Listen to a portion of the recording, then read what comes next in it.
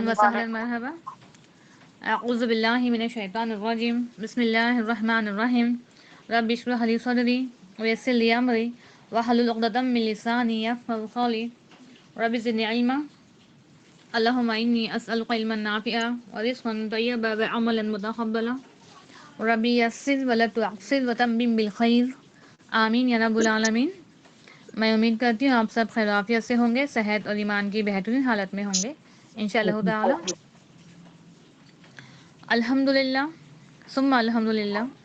اللہ کا یہ احسان ہے کہ اس نے آج پھر ہمیں اس کلاس کے ذریعے جمع کیا تاکہ ہم اس کی کتاب قرآن کا ایک حصہ تفسیر سمجھیں، پڑھیں اور اس پر عمل کریں انشاءاللہ تعالی. اللہ سبحانہ و تعالیٰ سے دعا ہے کہ جو بھی آیتیں ہم پڑھیں اللہ تعالیٰ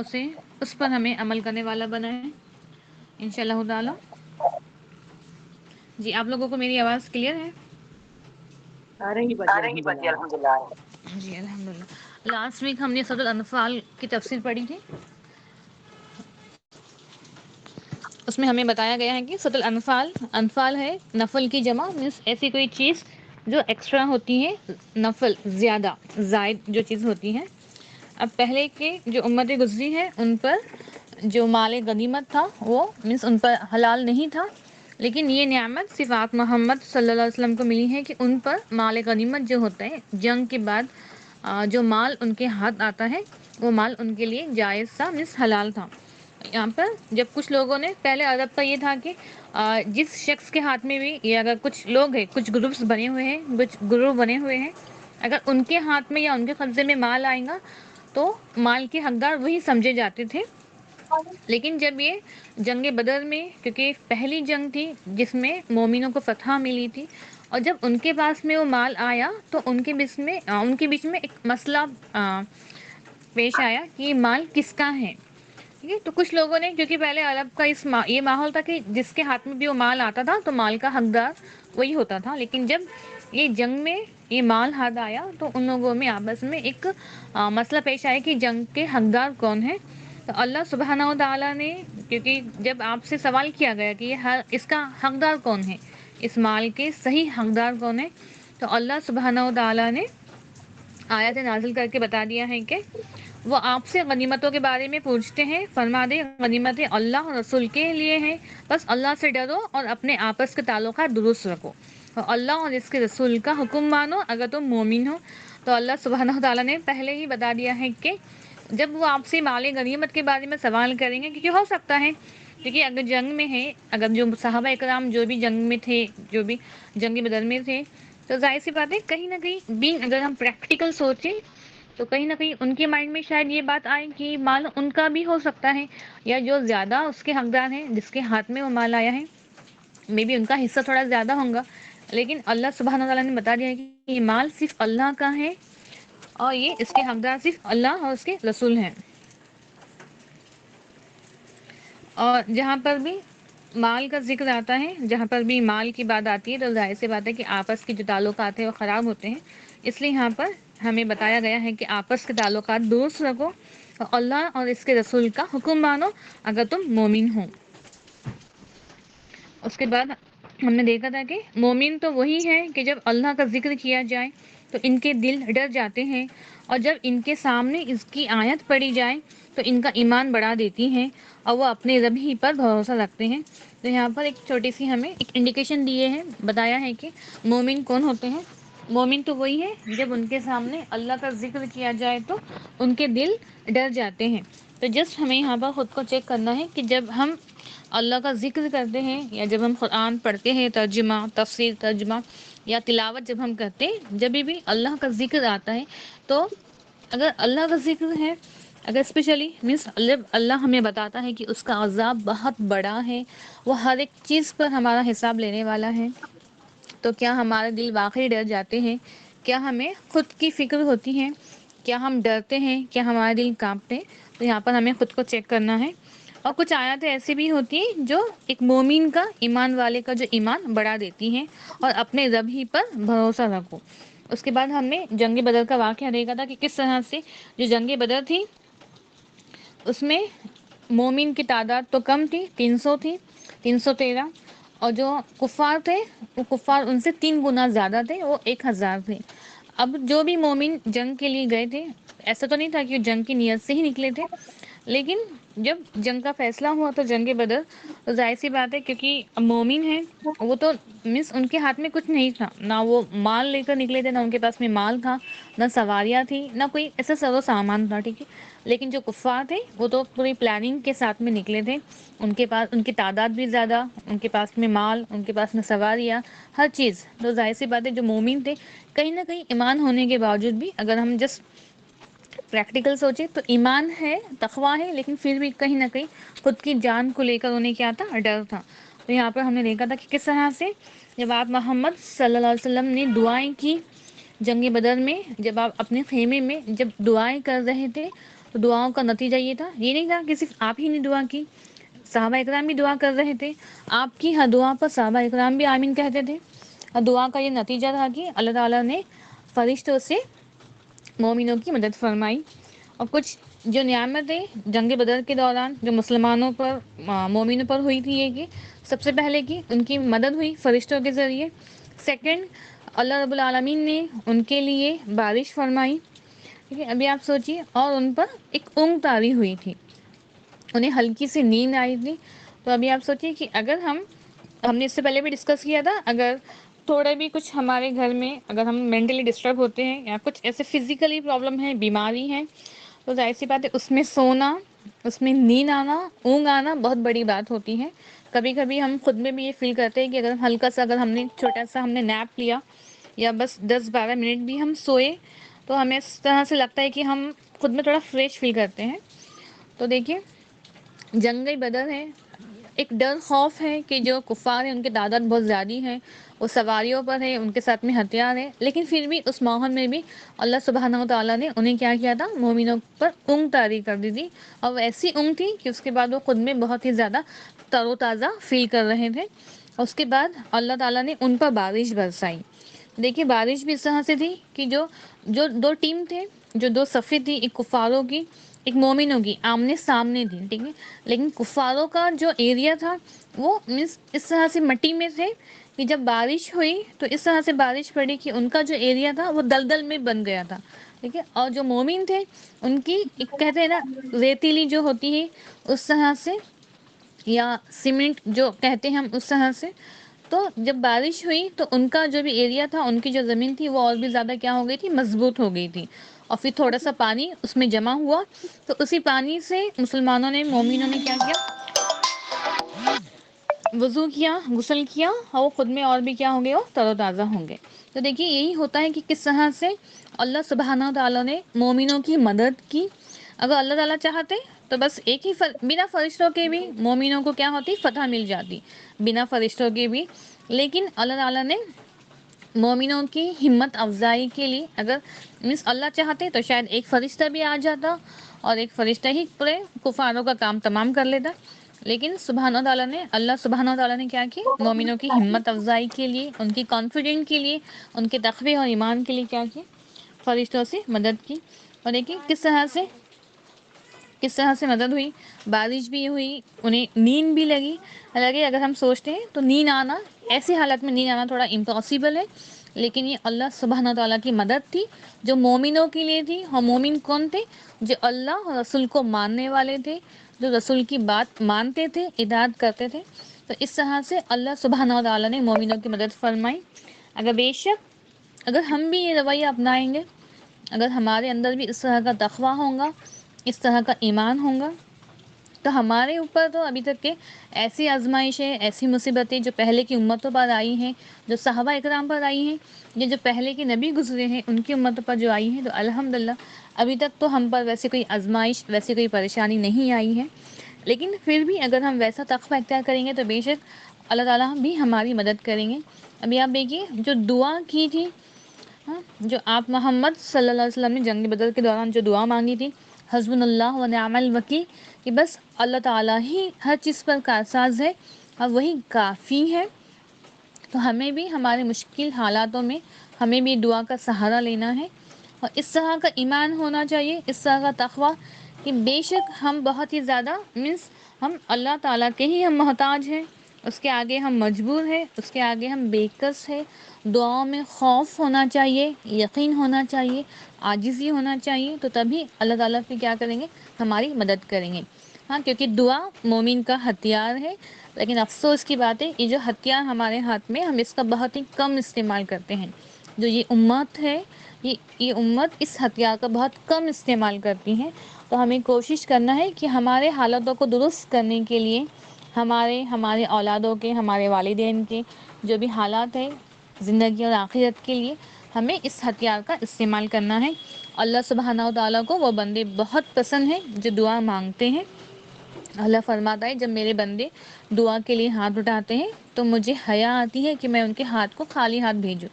تو ہمیں چاہیے کہ ہم اللہ تعالیٰ کو راضی کرنے کے لیے ہم دعا مانگیں۔ اس کے بعد کہا گیا ہے کہ اے لوگوں جو ایمان لائے ہو، اللہ اور اس کے رسول کا حکم مانو اور اس سے منہ نہ پھیرو جب تک کہ تم سن رہے ہو۔ اب جو ایمان والے ہیں ان کے لیے کہا گیا ہے کہ بے شک جو ایمان والے ہیں، یا ایھا الذین آمنوا اطیعوا اللہ و رسولہ، کہ بس اللہ کی اور رسول کی اطاعت کرنا ہے۔ ٹھیک ہے، اب یہ نہیں ہونا چاہیے ہر طرف کہیں نہ کہیں مینس معاشرے میں کچھ باتوں کو لے کر اختلاف ہے، لیکن ہمارے سامنے جب ہم قرآن پڑھ رہے ہیں، ترجمہ سامنے ہے، تو ہمارے لیے ہر ایک بات واضح کلیئر ہو رہی ہے۔ ہمیں مینس سنت پر بھی عمل کرنا ہے، ہمیں قرآن کی آیاتوں پر بھی عمل کرنا ہے، اور سنتوں پر عمل کرنے کا بہترین ذریعہ جو صحیح بخاری ہے، جو بھی حدیث کی کتاب ہے، صحیح حدیث، اس کو فالو کرنا ہے۔ تو ہمارے سامنے خود بخود وہ حکم، جب ہم قرآن کا ترجمہ پڑھیں گے تو کیا حکم ہمارے لیے ہے، کیا احکام ہمارے لیے، وہ ہر چیز ہمارے سامنے کیا ہو جاتی ہے، واضح ہو جاتی ہے۔ تو کہا گیا ہے کہ اے لوگوں جو ایمان لائے ہو، اللہ اور اس کے رسول کا حکم مانو اور اس سے منہ نہ پھیرو جب تک کہ تم سن رہے ہو۔ اور ان لوگوں کی طرح نہ ہو جاؤ جنہوں نے کہا ہم نے سنا، حالانکہ وہ نہیں سنتے۔ لیکن جو ایمان والے نہیں ہیں یا جو مشرکین تھے، ان لوگوں نے کیا کہا، یا اگر ہم تھوڑا پاس میں جائیں، جو موسیٰ علیہ السلام کے زمانے کے بنی اسرائیل بھی تھے، انہوں نے کیا کہا، ہم نے سنا لیکن ہم نہیں مانتے ہیں۔ لیکن جو مسلمان ہوتے ہیں ہم کیا کہتے ہیں، جو مومن ہیں ہم کہتے ہیں کہ ہم نے سنا وسمعنا واطعنا، کہ ہم اطاعت کریں گے۔ اور مومن وہی ہے جو سنتا ہے اور اطاعت کرتا ہے، لیکن جو کفر کرنے والے ہیں وہ کہتے ہیں کہ ہم نے سنا لیکن ہم نہیں مانیں گے۔ اگر آپ کو یاد ہوگا جب ہم نے سورۃ البقرہ میں دیکھا تھا کہ کس طرح سے اللہ سبحانہ و تعالیٰ نے بنی اسرائیل پر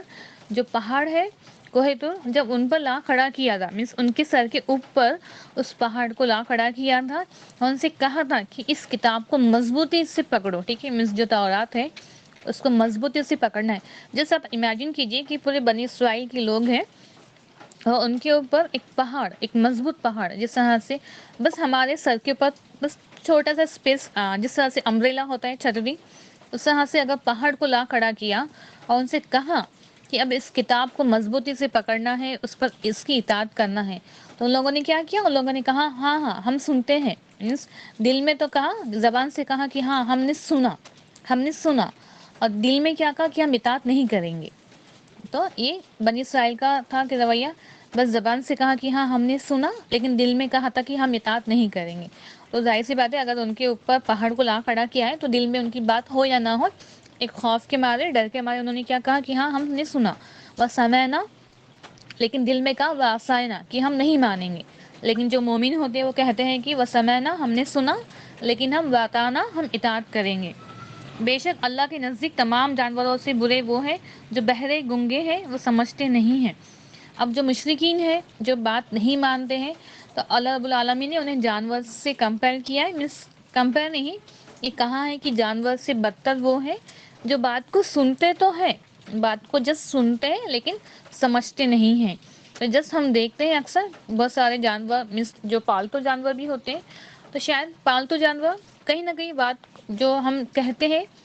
تو سنتے ہیں، کہیں نہ کہیں بات کو سمجھ بھی لیتے ہیں، لیکن کچھ جانور ایسے ہوتے ہیں جو بس انسانوں کا چلانا پکانا بس سنتے ہیں لیکن سمجھتے نہیں ہیں۔ تو یہاں پر کہا ہے کہ یہ تو ویسے جانور ہیں جو جانور سے بھی بدتر ہیں۔ تو ابھی آپ سوچئے کہ ویسے انسانوں کو، ویسے مشرکین کو، ویسے کفاروں کو جو بات نہیں سمجھتے ہیں، اللہ تعالیٰ نے قرآن میں انہیں کہا ہے کہ یہ وہ ہے جو جانور سے بھی بدتر ہیں۔ بے شک اللہ کے نزدیک، ابھی اللہ کے نزدیک ہی وہ لوگ جانوروں سے بدتر ہیں، تبھی آپ سوچیں کہ وہ لوگ کیسے ہوں گے جو نہ بات کو سمجھتے ہیں نہ سنتے ہیں۔ لیکن افسوس کی بات ہے یہ تو ان کا ذکر ہے جو کفار ہیں، جو مشرکین ہیں. لیکن اگر کوئی مسلمان means by name by birth کوئی مسلمان بھی ویسا ہے کہ جس نے آج تک قرآن کی کوئی آیت نہیں پڑھی، جس نے آج تک قرآن کا کوئی ترجمہ نہیں پڑھا، تو پھر اس نے کیا کیا؟ اس نے بھی تو نہ یہ بات سنی نہ یہ بات سمجھی. بے شک اللہ کے نزدیک تمام جانوروں سے برا وہ ہے جو بہرے ہیں، گنگے ہیں اور وہ سمجھتے نہیں ہیں. اور اگر اللہ ان میں کوئی بھلائی جانتا تو انہیں ضرور سنا دیتا، اور اگر وہ انہیں سنا دیتا تو بھی وہ منہ پھیر جاتے، کیونکہ وہ منہ پھیرنے والے ہی ہیں. اب یہاں پر منافق کا ذکر ہے کہ جو منافق ہے یا جو مشرکین ہے وہ کیا ہے؟ وہ بات کو سنتے ہیں لیکن سننے کے بعد وہ کیا کرتے ہیں؟ بات کو پھیر دیتے ہیں.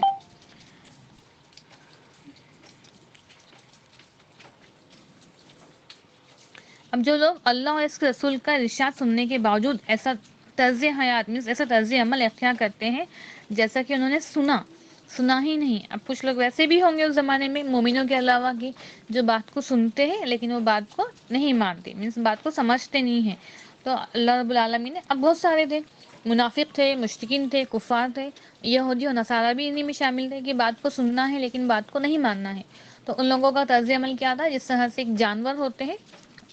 مس جانور سے بھی بدتر.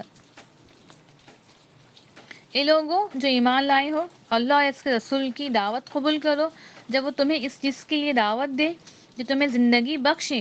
اور جان لو کہ بے شک اللہ آدمی اور اس کے دل کے درمیان رکاوٹ بن جاتا ہے، اور یہ کہ بے شک حقیقت یہ ہے کہ تم اسی کی طرف لوٹائے جاؤ گے.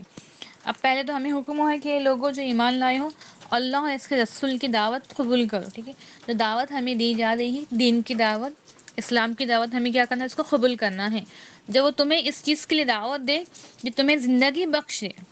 ظاہر سی بات ہے ہماری فلاح ہماری کامیابی دین میں ہے، تو ہمیں اسی کی دعوت ملی ہے. یہی وہ مذہب ہے، دین، جو اللہ سبحانہ و تعالیٰ نے ہمارے لیے پسند کیا ہے. ٹھیک ہے، اور اسی کی دعوت رسول نے بھی ہمیں دی ہے. تو یہاں پر ہمیں حکم ہوا ہے کہ یہ لوگوں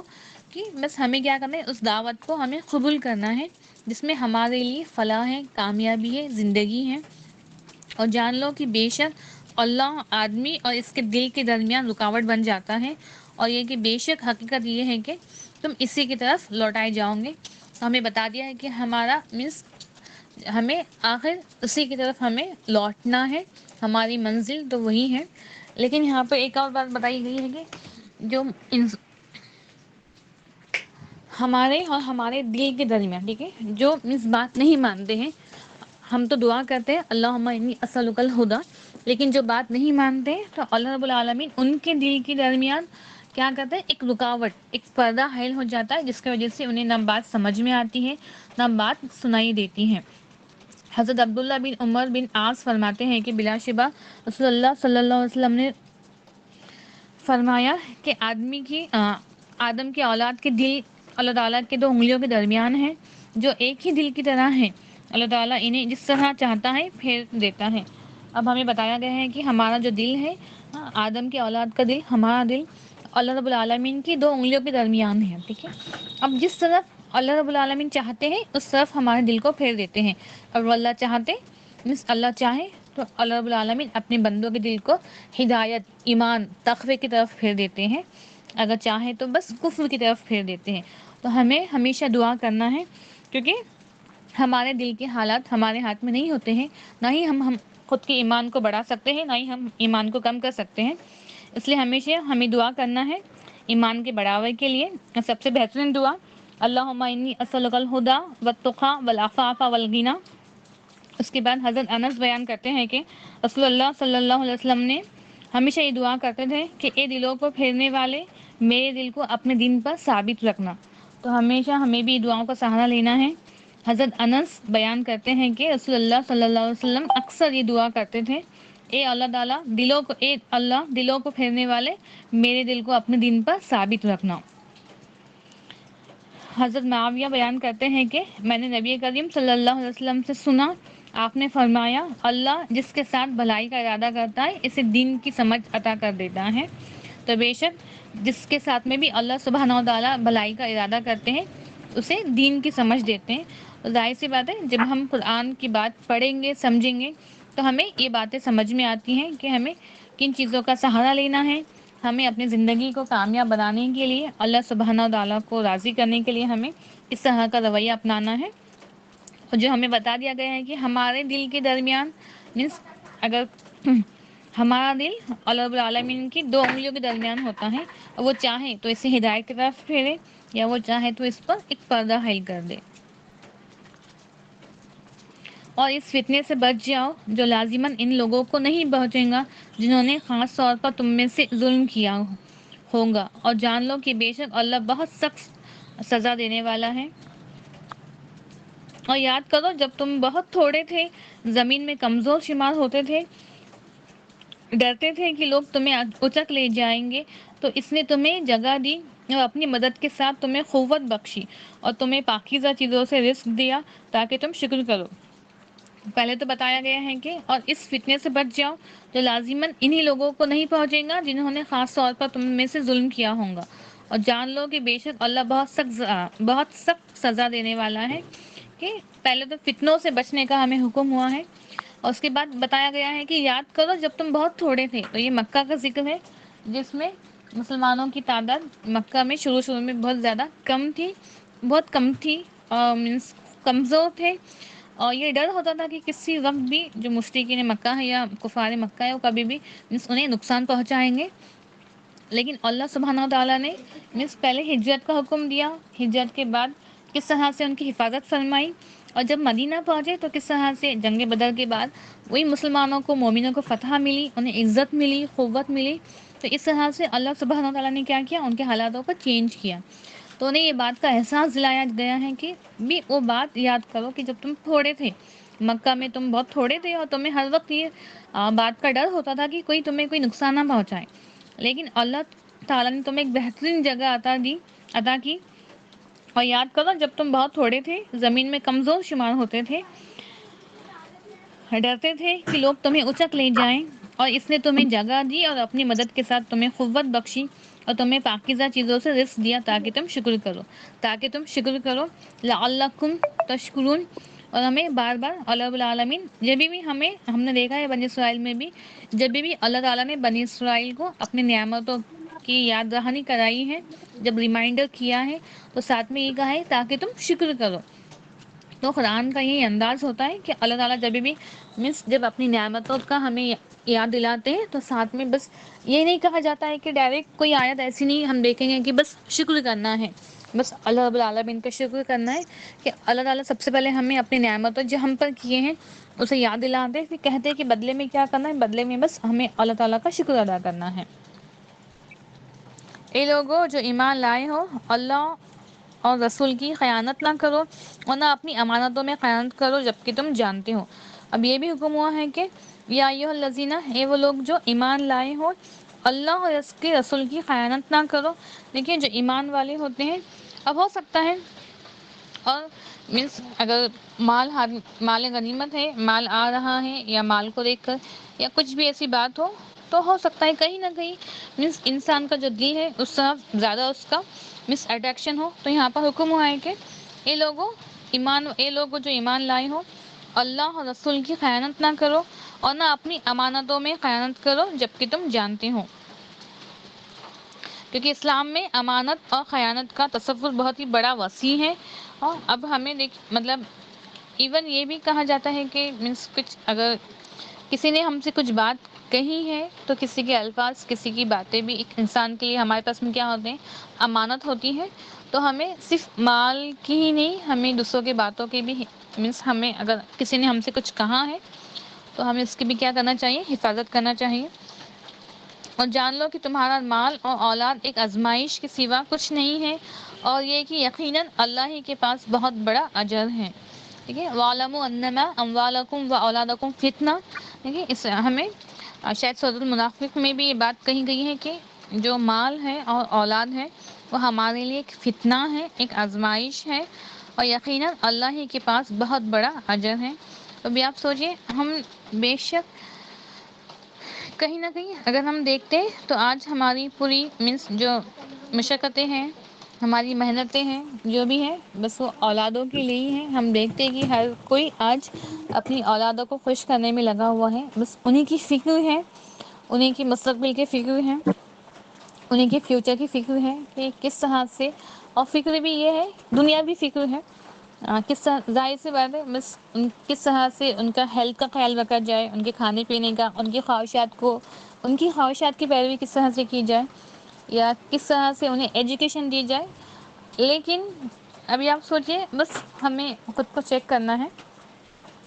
اگر ہم خود سے کمپیئر کریں تو بس ہمیں خود کو چیک کرنا ہے کہ کہا جاتا ہے کہ جو ہماری اولادیں ہیں اس امت کے لیے ایک بہترین کنٹریبیوشن ہے، ٹھیک ہے؟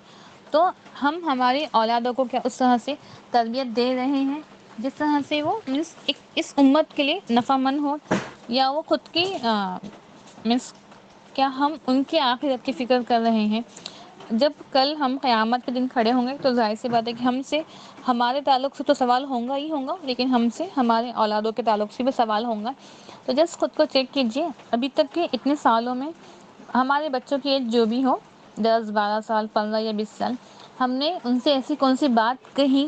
یا ہم نے ان سے ایسی کون سی بات ہم نے انہیں سکھائی جو کل ان کے لیے بھی نفع مند ہو اور ان کے ذریعے ہمارے لیے بھی نفع مند ہو؟ کیا ہم نے کیا انہیں کوئی ایسی بات سکھائی یا ایسے کوئی تربیت دی جس کے لیے وہ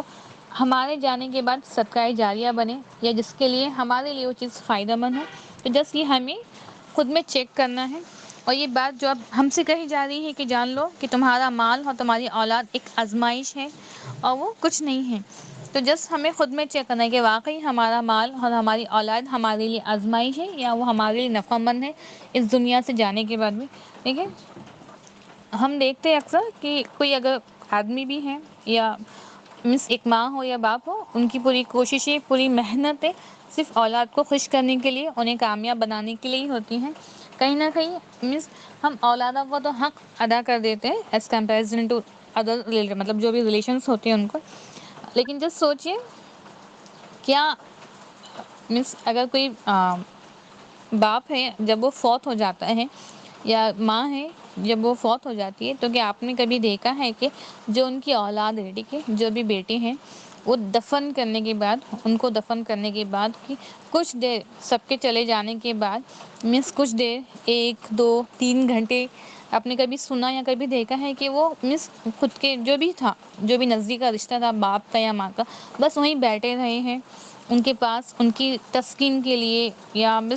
ایک محبت کی وجہ سے؟ کیا آپ نے کبھی دیکھا ہے؟ کسی نے دیکھا ہے کبھی ایسا کہ خود کے کوئی بھی بیٹوں نے خود کے ماں یا باپ کو دفن کرنے کے بعد کہ اتنی محبت تھی، اتنا جذبہ تھا کہ وہ ان کو دفن کرنے کے بعد 2 3 گھنٹے بس قبر پر ہی بیٹھے رہے؟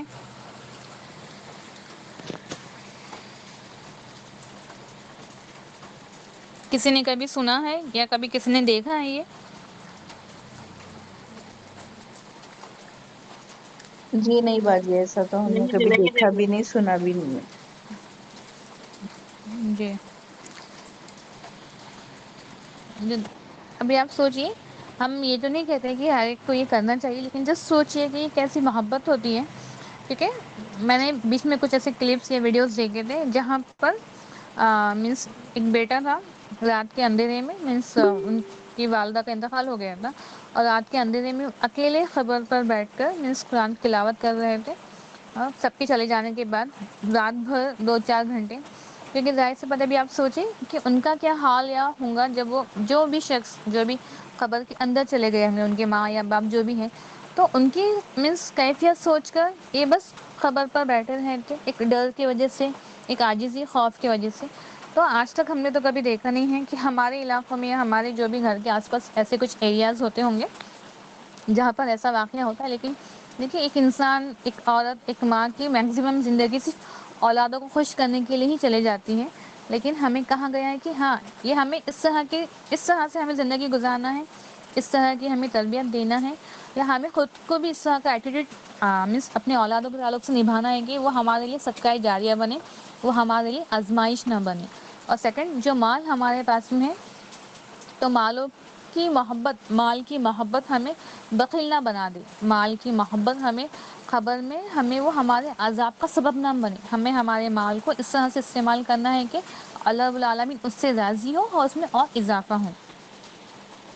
یہ لوگ جو ایمان لائے ہو، اگر تم اللہ سے ڈرو گے تو وہ تمہیں حق و باطل میں فرق کرنے کی بڑی قوت دے گا اور تم سے تمہاری برائیوں کو دور کرے گا اور تمہیں بخش دے گا، اللہ بہت بڑا فضل والا ہے۔ یہاں پر ہے کہ جب استغفار کرتے ہیں، استغفار، تو استغفار کی فضیلت بتائی گئی ہے توبہ کی، کہ جب ہم ڈرتے ہیں تو ایمان والو جب تم ڈرو گے تو اللہ رب العالمین کیا کریں گے، تم سے تمہاری برائیوں کو دور کریں گے اور تمہیں بخش دیں گے۔ وہ بہت بڑی فضل والا ہے، بہت بڑے فضل والا ہے۔ تو ظاہر سی بات ہے کہ سب سے پہلے تو ہمیں حکم ہوا ہے کہ ہمیں کیا کرنا ہے، ہمیں اللہ رب العالمین سے ڈرنا ہے، ٹھیک ہے، ہمیں کہ ان تتقوا اللہ، کہ ہمیں ڈرنا ہے۔ اگر ہمارے دل میں اللہ تعالیٰ کے تعلق سے خوف ہوگا، ڈر ہوگا، تبھی کہیں نہ کہیں ہمارا جو تقویٰ ہے وہ بڑھے گا۔ اگر ہم ویسی ذات سے ہم ڈریں گے ہی نہیں، ہمیں خود کی آخرت کی فکر ہی نہیں ہے، ہمیں کل کہ ہمیں جواب دہ ہونا ہے اس بات کی فکر ہی نہیں ہے، تو ظاہر سی بات ہے کہ ہم بس ایک غفلت میں ہیں۔ اور جو انسان غفلت میں ہوتا ہے وہ کسی بھی طرح سے زندگی گزارتا ہے۔ تو جس انسان کے دل میں اللہ سبحانہ تعالیٰ کے تعلق سے خوف ہوگا، ڈر ہوگا، تو ظاہر سی بات ہے کہیں نہ کہیں وہ سوچیں گا ہر کام کرنے سے پہلے کہ اس میں اللہ تعالیٰ کی رضا ہے، کیا ہمیں یہ حکم ہوا ہے۔ اور سیکنڈ، جو استغفار کرتا ہے، جو خود کو برائیوں سے بچانے کی کوشش کرتا ہے، تو اللہ تعالیٰ کیا کرتے ہیں، اس کی برائیوں کو اس سے دور کر دیتے ہیں اور وہ ہمیں بخش دیتا ہے۔ وہ تمہیں بخش دے گا اور اللہ تعالیٰ بہت ہی بڑے فضل والا ہے۔ اگر ہم چاہتے ہیں کہ اللہ تعالیٰ بھی ہمارے گناہوں کو بخش دے یا وہ ہم سے راضی ہو جائے، ہم سے بھی ہماری برائیاں دور ہو جائے، تو ہمیں استغفار کا معمول کرنا ہے، استغفار کو ہمیں مضبوطی سے پکڑنا ہے۔ اور جب کفر کرنے والے لوگ آپ کے خلاف تدبیریں کر رہے تھے کہ آپ کو قید کر دے یا آپ کو قتل کر دے یا آپ کو نکال دے، اور وہ سازش کر رہے تھے، جبکہ اللہ بھی تدبیر کر رہا تھا، اور سب تدبیر کرنے والوں سے بہتر تدبیر کرنے والا اللہ ہے۔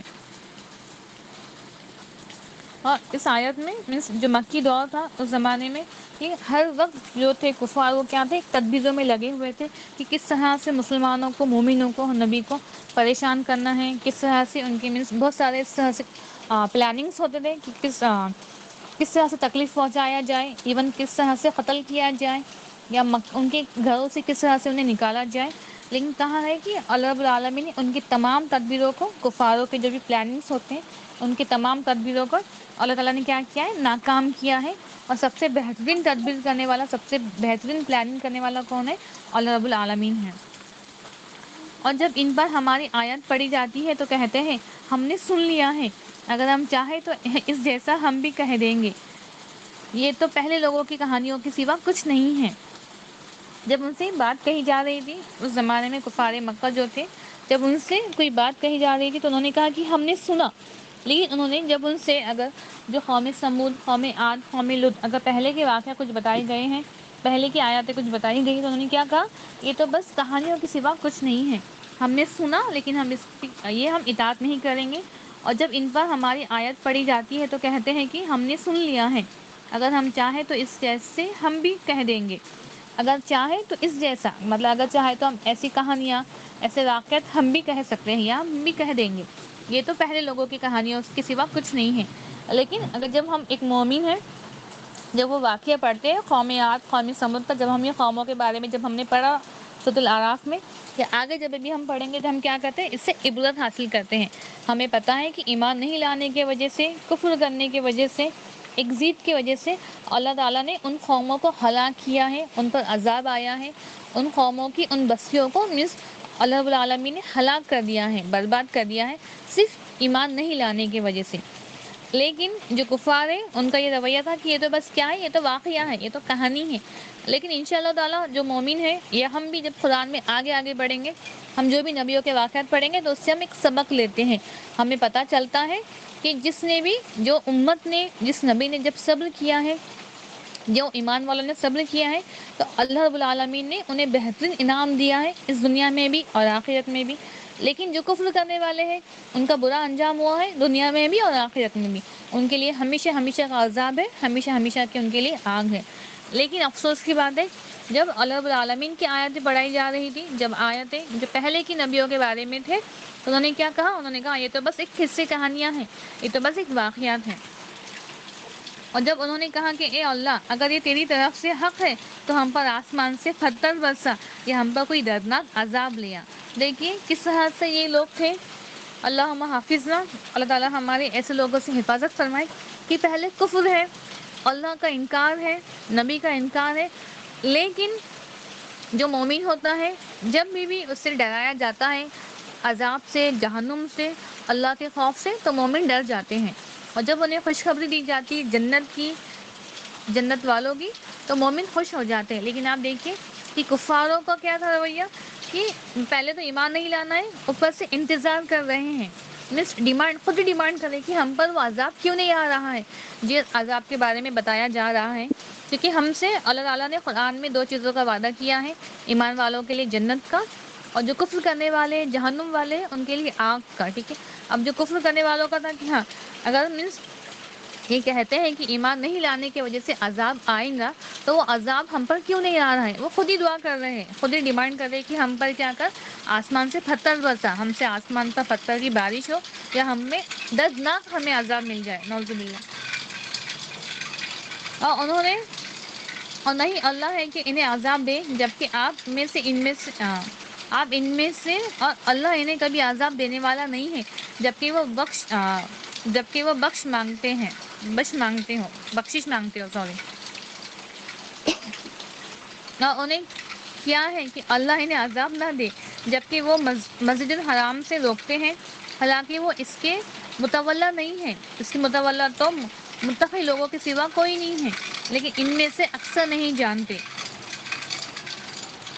اور بیت اللہ کے پاس ان کی نماز سیٹیاں بجانے اور تالیاں پیٹنے کے سوا نہیں ہوتی ہے، تو عذاب چکو اور اس وجہ سے جو تم کفر کرتے ہو۔ تو دیکھیں سب سے پہلے کہا گیا ہے کہ ان لوگوں نے کیا کیا، جو کفار مکہ تھے، انہوں نے پہلے کہا کہ وہ عذاب جس کا آپ ہم سے ڈیمانڈ کرتے ہیں، مطالبہ، وہ عذاب ہم پر کیوں نہیں آ رہا ہے۔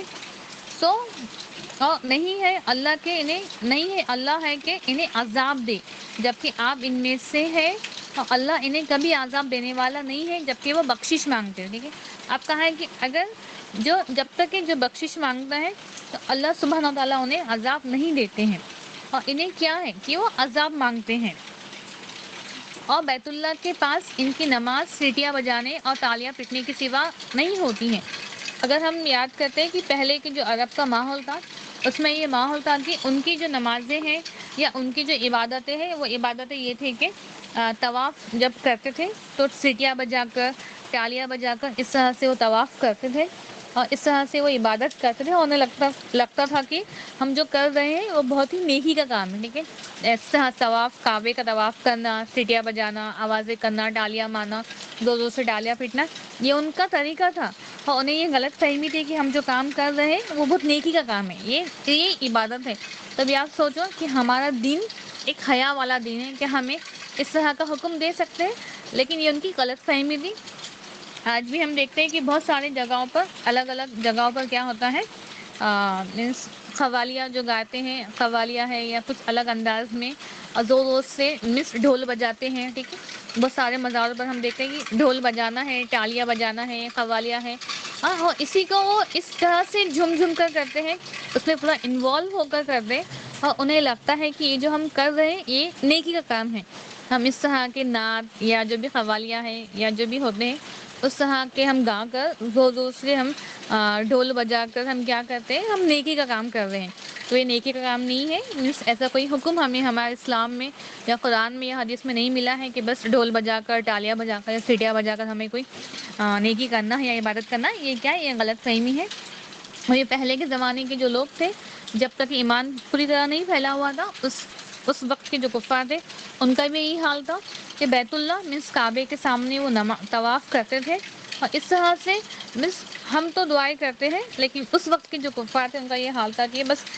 سیٹیاں بجانا ہے، تالیاں پیٹنا ہے، کچھ الگ ہی انداز میں۔ لیکن کہا گیا کہ ان کا یہ جو انداز تھا وہ غلط تھا۔ اگر آج بھی ہم دیکھتے ہیں کہ وہ کہیں نہ کہیں کچھ نہ کچھ باقی رہ گیا ہے، کہ جو مزاروں پر جاتے ہیں زور زور سے بڑی بڑی آوازوں میں قوالیہ، نعت خوانی، وہ سب چیزیں کرنا ہے، ڈھولوں کے ساتھ میں کچھ الگ الگ انداز میں کچھ اور بھی بجتے ہیں، کچھ میوزک انسٹرومنٹ ہوتے ہیں، تو یہ سب کیا ہے، یہ سب غلط ہے۔ اگر ہم کہیں نہ کہیں ان چیزوں کو فالو کرتے ہیں یا سنتے بھی ہیں، تو ہمیں اس چیز کو اوائڈ کرنا ہے، اور ہمیں دعا کرنا ہے کہ جانے انجانے میں اگر جان بوجھ کر بھی یا مینس انجانے میں بھی ہم نے ہماری زندگیوں میں کبھی شرک کیا ہے، ایسا چھوٹا بھی کام جو شرک میں شمار ہے، لیکن لا علمی کی وجہ سے ہم نے کیا ہے، تو اس کے لیے ہم توبہ کرتے ہیں، ہم استغفار کرتے ہیں، اللہ سبحانہ تعالیٰ سے ہم دعا کرتے ہیں کہ وہ ہمیشہ ہمیشہ ہمیں توحید پر رکھے، وہ ہمیشہ ہمیشہ ہمیں ایمان کی حالت میں رکھے۔ جو بھی قرآن کی آیتیں ہم پڑھ رہے ہیں تو اس پر ہمیں عمل کرنے والا بنائے، ہمارے ایمان کو مضبوطی دے، کیونکہ ہمارے دل اللہ تعالیٰ کی انگلیوں کے درمیان ہے، تو ہمیں دعا کرنا ہے کہ وہ بس ہمارے دل کو ایمان کی طرف بڑھائے، ہمارے دل کو ثابت قدم رکھے، ہم سے راضی ہو جائے، ہم سے ہمارے اولادوں سے راضی ہو جائے، اور ہمارے اولادوں کو ہمارے لیے بہترین ذریعہ بنائے نیکی کا، وہ ہمارے لیے صدقہ جاریہ بنے۔ اگر ہم ایسی زندگی گزار رہے ہیں کہ ہم بس غفلت میں ہیں، اور کہیں نہ کہیں ایسا نہ ہو کہ قیامت میں ہمارے اولاد ہمارے لیے ایک فتنہ ثابت ہو، تو ہمیں دعا کرنا ہے کہ ہمیں ویسی ماں بننا ہے جس کے ذریعے ہماری اولاد بھی اچھی تربیت پائے، اور وہ قیامت کے دن ہمارے نام روشن کرنے کا سبب بنے، جس سے اللہ تعالیٰ ہم سے بھی راضی ہو جائے اور ہماری اولادوں سے بھی۔ سب سے پہلے ہمیں قرآن کو مضبوطی سے پکڑنا ہے اور کوشش کرنا ہے، ہمیشہ ہمیشہ استقامت مانگنا ہے، اور بس چھوٹی موٹی باتیں، کچھ باتیں ایسی بھی ہوتی ہیں جو شرک میں شمار ہوتی ہے، لیکن ہم ان چیزوں کو ہماری لائف میں کرتے ہیں بیکاز جسٹ آف لا علمی، تو ہمیں اس کے لیے توبہ کرنا ہے۔ ان شاء اللہ تعالیٰ اس کے آگے کی آیتیں ہم کل دیکھیں گے۔ جو بھی آیتیں ہم نے پڑھے ہیں، اگر اس میں کچھ کوشچن ہیں، کوئی آیت سمجھ میں نہیں آئی ہے کہ پوچھنا چاہتے ہیں تو پوچھیں پلیز۔ کل کی آیتیں ہم آگے نیکسٹ لیکچر میں پڑھیں گے۔ سبحانک اللہم و بحمدک، اشہد ان لا الہ الا انت، استغفرک و اتوب الیک۔ السلام علیکم ورحمۃ اللہ وبرکاتہ۔ وعلیکم السلام ورحمۃ اللہ وبرکاتہ۔